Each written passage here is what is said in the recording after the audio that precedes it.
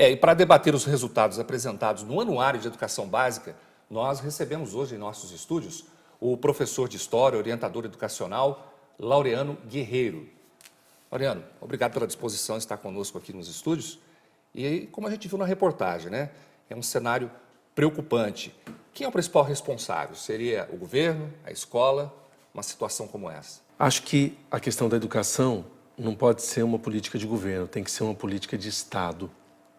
O Brasil precisa debater e, principalmente, os nossos governantes, deputados, senadores, as autoridades, o Ministério da Educação, precisa priorizar efetivamente aquilo que vai tornar o Brasil um país com condições de expandir todo o seu potencial econômico, todo o seu potencial humano, como outros países fizeram, Coreia, países nórdicos.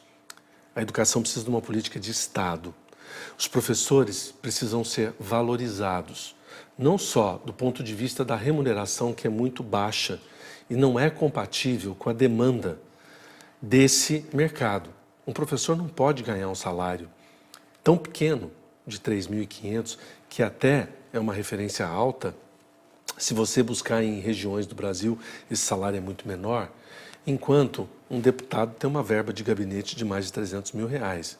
Enquanto as magistraturas, enquanto os cargos comissionados do Estado têm privilégios.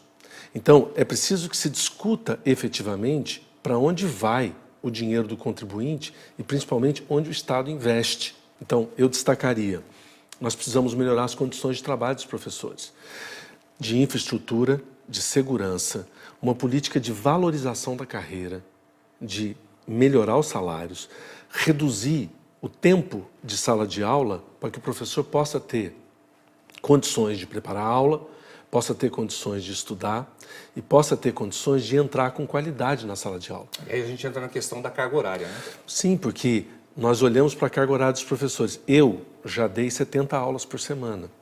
Você entra num piloto automático. Você não tem tempo para nada. Você dorme 4, 5 horas por noite. Essa é a realidade de muitos professores no Brasil, que comem no trânsito, dirigindo de uma escola para outra.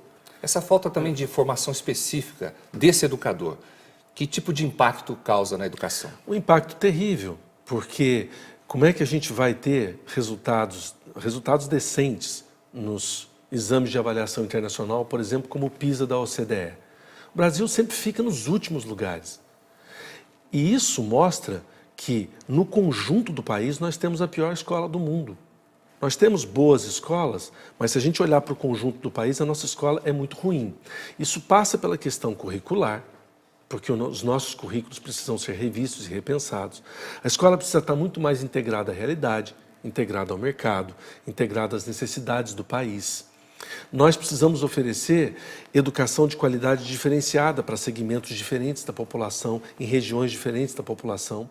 Hoje, a discussão de uma base nacional curricular comum é um passo importante para a gente começar a olhar com seriedade para a questão da educação, o que não tem sido feito. Discute-se muito no plano teórico, mas o que impacta a educação é, por exemplo, um exame nacional do ensino médio ou os vestibulares das grandes universidades. São esses exames que acabam pautando como a escola funciona, a escola privada, as melhores escolas públicas. E a gente deixa fora da escola, como apareceu nessa reportagem, milhares e milhares e milhares de alunos. Isso cria um déficit que em 200 anos a gente não vai conseguir resolver. Qual seria o melhor caminho para resolver essa situação? Os agentes públicos, né? Governos, representantes do Senado, da Câmara, Comissão de Educação, os ministros. O ministro da Educação tem que olhar para a educação com a seriedade que o Brasil merece. Tem que ter política de valorização, não só dos professores, mas uma política que valorize a qualidade do ensino, o que o aluno vai aprender. E o ensino básico é a locomotiva. O ensino básico é a locomotiva. Veja, discute-se muito ensino superior. O Brasil tem uma qualidade no ensino superior, mas nós temos que trazer esses alunos com qualidade para o ensino superior. Investe-se no ensino superior, não investe na educação básica. Investe menos na educação básica do que no ensino superior. Outro desafio, isso é um equívoco. Outro desafio também é motivar esse aluno, né?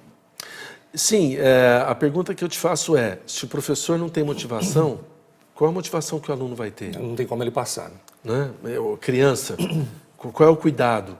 Então, assim, o professor precisa entrar com alegria na sala de aula. E como é que você entra com alegria na sala de aula se você tem condições desumanas de trabalho? Nós precisamos olhar para esse profissional. E a formação desse profissional é muito importante. É importante que o professor de matemática seja formado em matemática. É importante que as universidades tenham metodologias diferentes. E hoje muitas universidades, principalmente privadas, estão investindo em metodologias diferentes de ensino. O Brasil pode colher experiências muito ricas em vários países europeus, nos Estados Unidos, nas universidades estrangeiras todas que têm esses programas, na Argentina, no Chile, países que viraram a sua situação econômica. E viraram como? Viraram como? Investindo em educação.